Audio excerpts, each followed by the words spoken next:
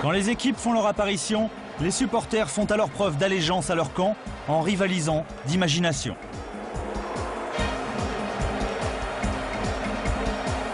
C'est aussi l'occasion de faire le bonheur des plus petits.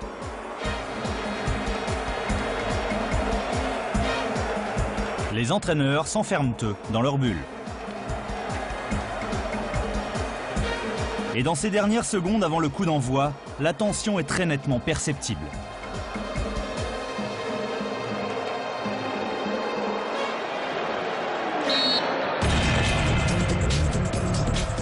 Dès le coup d'envoi, le match est lancé, chacun cherchant à défendre ses positions. Période d'observation, d'intimidation inévitable où personne ne tient à perdre la face.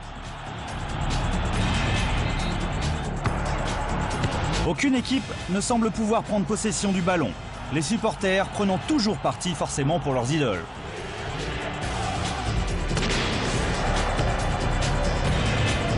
Boban est un des anciens du Milan et donc habitué à une telle atmosphère. Étant donné sa technique, il est aussi une des premières cibles. L'Uruguayen Recoba parvient lui à se frayer un chemin, mais voit son tir détourné avant d'être la cible des fans rossoneri qui le bombardent d'orange. Le pressing permanent de l'Inter commence à inquiéter Alberto Zaccheroni, l'entraîneur du Milan qui hurle sa frustration. Serginho tente de sonner la révolte, mais il pousse trop loin son ballon. L'Inter pratique un football plus offensif, plus fluide aussi.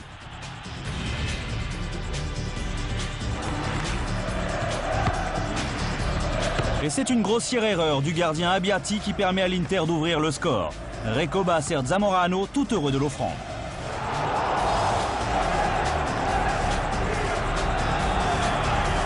Le Chilien est aux anges, tout comme Lippi, son entraîneur.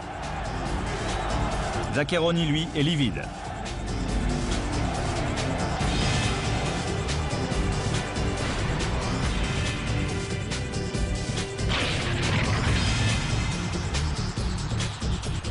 En seconde période, une demi-volée de Zamorano est cette fois stoppée par Abbiati. La pression de l'Inter se poursuit avec la frappe de Recoba qui s'écrase sur le poteau. Si Lippi reste calme, Zaccheroni est hors de lui. Koé ne ménage pas Boban, dont le tempérament le pousse à vouloir se venger lui-même. Koé qui semble en tout cas content de faire perdre ses nerfs aux Croates. Les partisans du Milan comprennent que ce n'est pas leur jour quand Seedorf sert Di Biagio qui double la mise d'une frappe magnifique. Les supporters de l'Inter exultent, Zaccheroni semble lui résigné.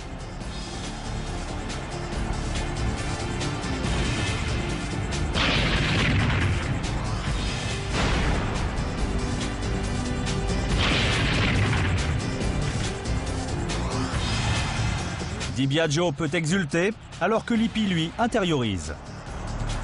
Zanetti pousse pour en ajouter un troisième et seul un tacle désespéré l'en empêche. Le manque de réussite plonge les dirigeants du Milan dans le doute. Alors que le chrono s'écoule, le Milan bénéficie enfin d'un pénalty. Tous les yeux sont donc rivés sur Shevchenko, qui le transforme sans problème.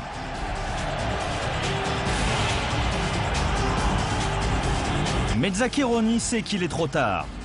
Et toute la hargne de Gattuso n'empêche pas l'arbitre de siffler la fin du match.